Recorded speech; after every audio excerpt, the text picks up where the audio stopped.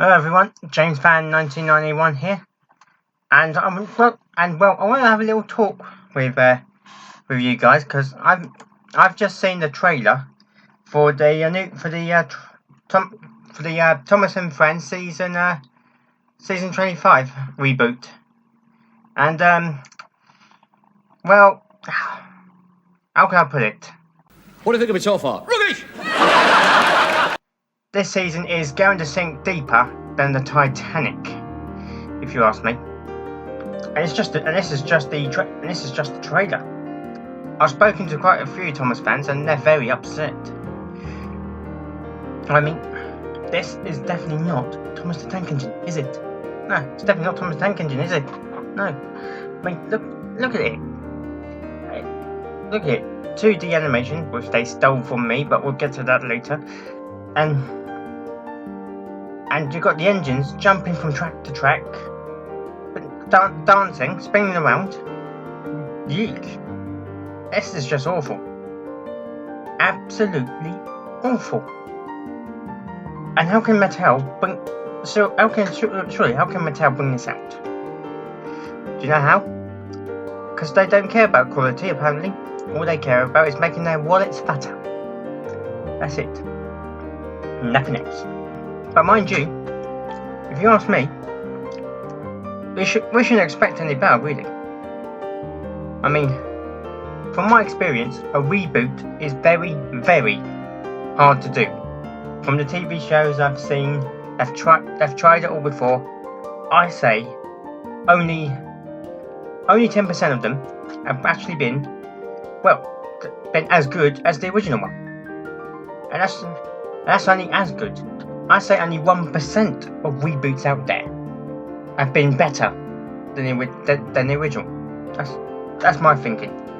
I mean, and there's only 2 reboots and liked more than the original. That's only 2, and they are the DuckTales reboot and the Thunderbirds Are Go reboot. And why do I like these two reboots?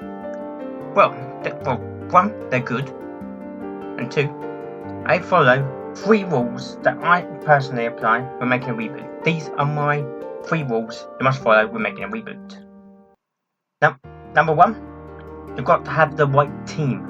There's no point giving any team an existing show to make a reboot from.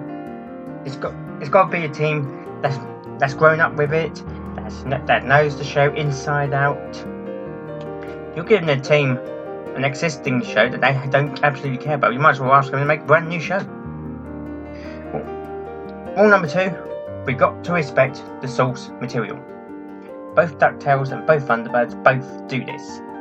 With DuckTales, they shown references and hints to the original DuckTales and even the old Darkwing Duck show. But they also do nice little hints and references to the old DuckTales comics as well. That's why Scrooge McDuck in the new DuckTales reboot, he wears a red coat and not his traditional blue coat, which we all know from the old TV show.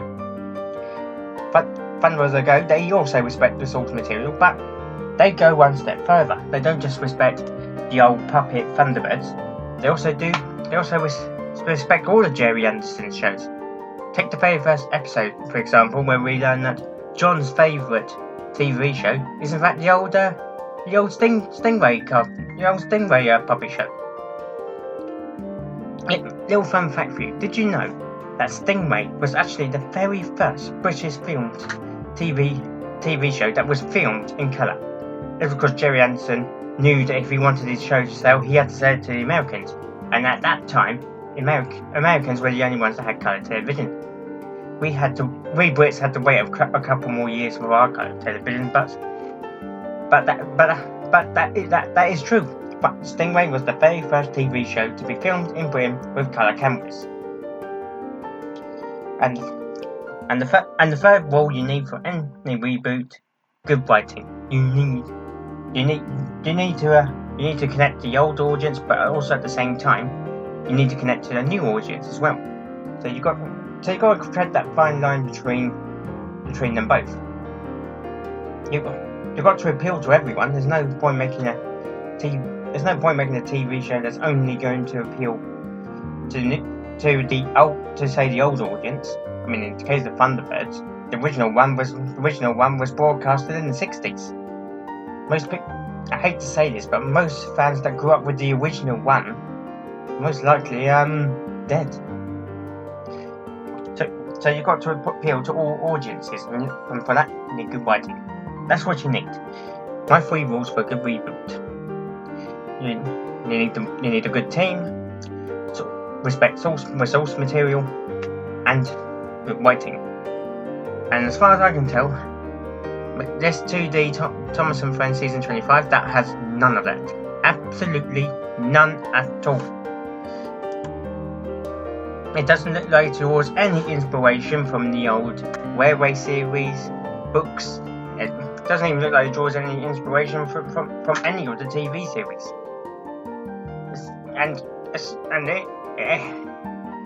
It doesn't even look like a railway show. This was released by some fan on YouTube. That'll probably be seen as a laugh, but no, this is an official Mattel series. It's rubbish. Yeah, it's terrible, but it has got me thinking. How would I have done the Thomas and Friends reboot? Obviously, Mattel are never going to give me the job because I have talent, and they like to employ people that don't. Anyway, how would I do the Thomas and Friends reboot? I think this series can be salvaged, and I do think Thomas and Friends reboot can work. And let's start with. So here's my thoughts on how I would have done the Thomas and Friends reboot. First of all, let's start with the name, because to me, the Thomas and Friends reboot isn't even a reboot. They're calling it Season 25. That to me says it continues on from Season 24, and it's clearly not. Calling your project Season 25 doesn't say reboot. It says new series. But for the reboot, we will need to give it a new name. One of my suggestions, it would be New Thomas and Friends. But do feel free to comment down below on what titles you would use for the reboot. Secondly, this new Thomas and Friends, it wouldn't be set in the TV series universe. That would be like its own little one. It'll be in its own universe, but at the same time, I can still draw inspiration from the TV show. Right, next up, what medium would I use? Would I use models? Would I use CGI? Would I use 2D animation? Well, it's quite clear that 2D animation isn't very popular. Well, it is on my channel, but that's because I don't have the money for the fancy CGI stuff that these big studios use. So for my series, I've actually used a mixture. I use CGI for the actual main stories, but for the openings and maybe even the intro, I will use models. That way I pay respects to the old model area of Thomas and Friends, and yet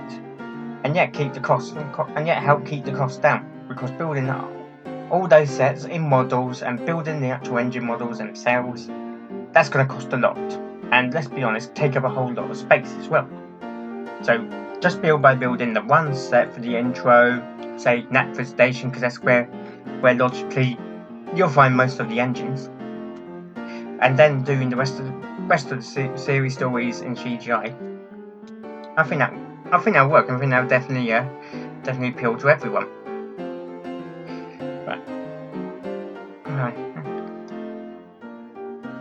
Right. Next up, the stories. This is what's going to bring people back. The actual stories. And do you know what? I wouldn't write new stories. Well, we'll write obviously a couple, but not all of them. I'd actually go back to the Railway series books. I'm sure most of today's Thomas and Friends children's fans haven't read the books by Rev W. Awdry, or haven't watched the early 4 seasons. So I would do modern retellings of the original books. But to make things interesting, I write about the stories from the engine's point of view. For example, in Thomas and the Breakdown Crane, we could tell the story from James's side, a side of the story we haven't seen before. That would open up loads of great writing opportunities, and get to know other engines' point of view on those classic stories.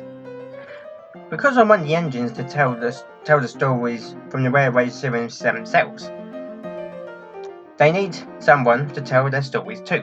A reason really.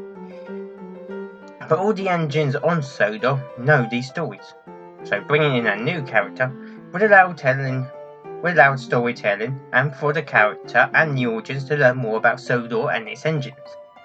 Let's use Sandy as the new engine here. Now, I'm sure you all saw Sandy from the trailer where she looked like to be honest, I don't even know what to call this thing. Right, but obviously for my series, I would definitely redesign this for two reasons.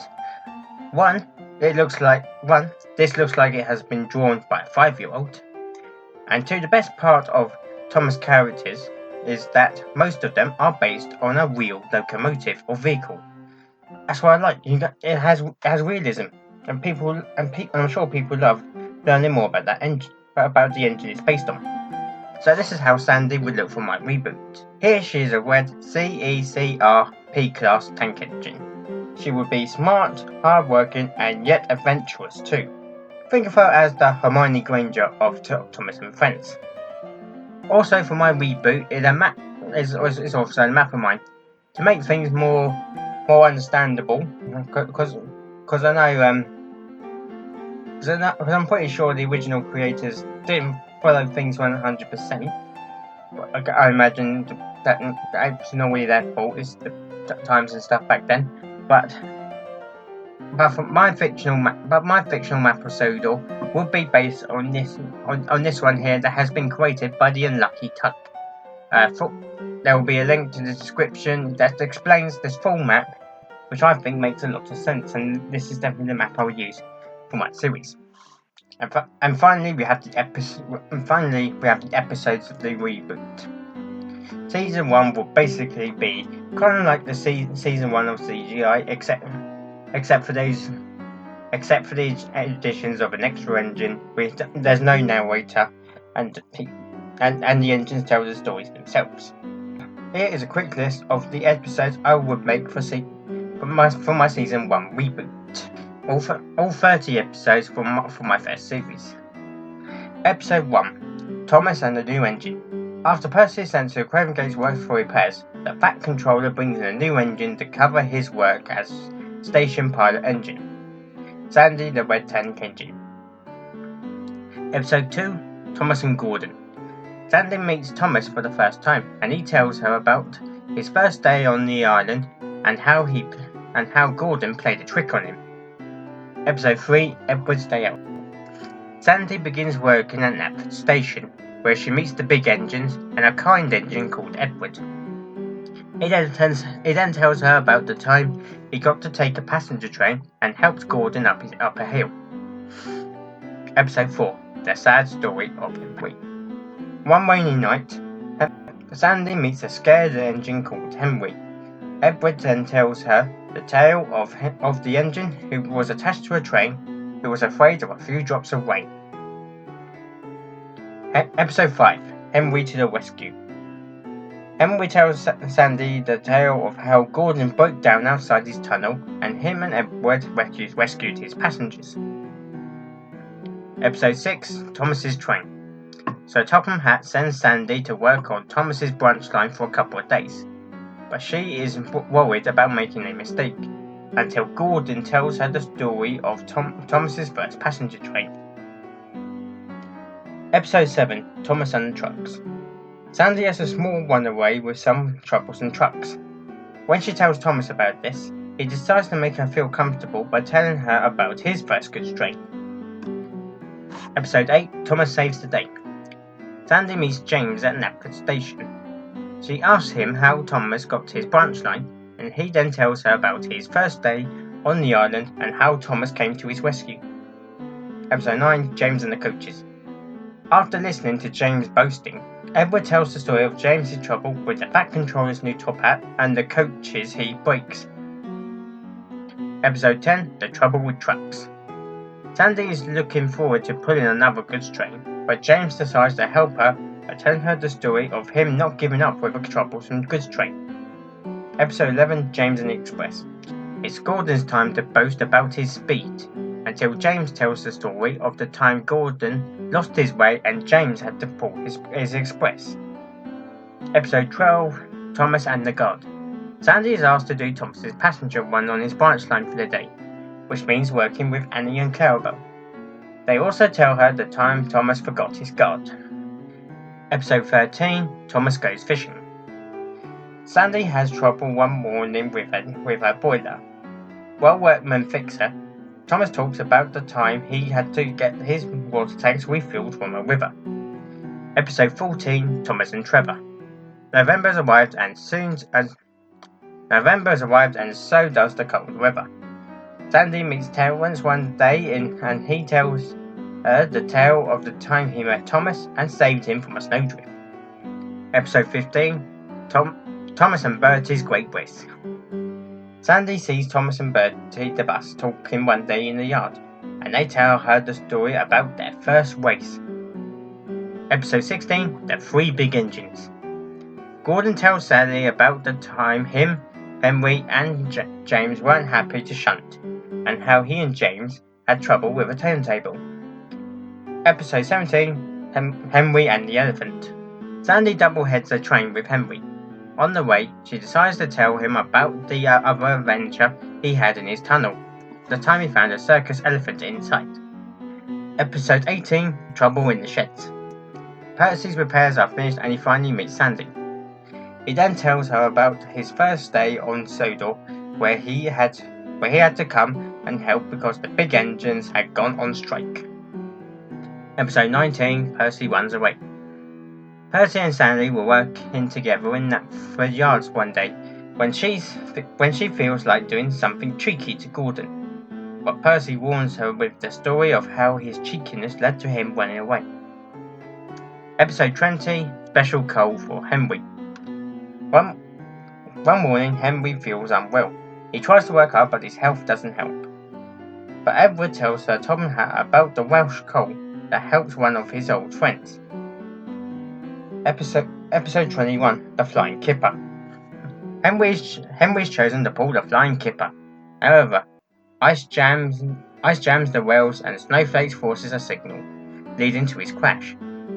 Henry is then sent to crew, where he is overhauled into a Black 5 design. Episode 22, Whistles and Sneezes. Gordon boasts about his strength when Henry is asked to pull the express.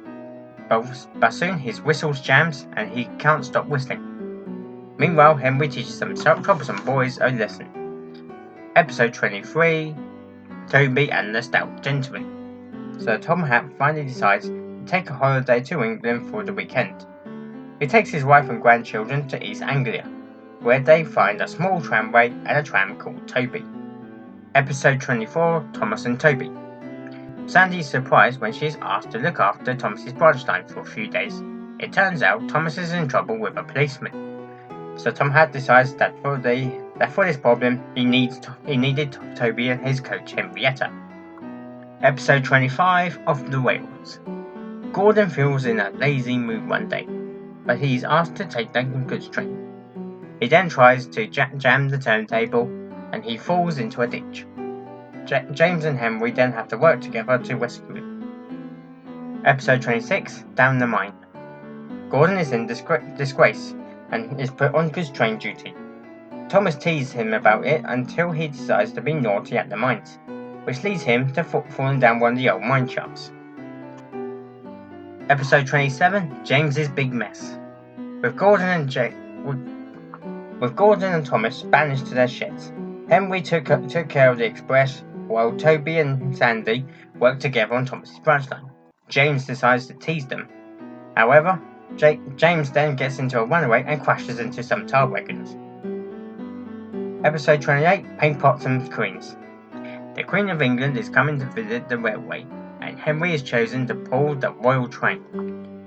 But after a paint pot falls on him, so Tom Hat decides to forgive Gordon and Thomas so they can help with the royal visit. Episode 29, Mrs. Kindly's Christmas. Thomas wants to hold a special Christmas party for Mrs. Kindly after she saves him from a landslide 6 months ago. Unfortunately, Mrs. Kindly's house is snowed in. Episode 30, A Surprise for Sandy. A New Year's Eve party is in trouble when Thomas crashes and blocks the line. But Sandy comes to the rescue and gets the line open just in time for the party. To reward Sandy, Sir Tom Hat gives her a full-time job on Sodor by running her own branch line, the Kirk Rowan branch line. And that's basically it. That's how I would write a Thomas and Friends reboot. I hope you enjoyed this little talk, and please do feel free to write down in the comments what you would change to this reboot, this idea. And I do look forward to hearing back from you. Right, so good night everyone.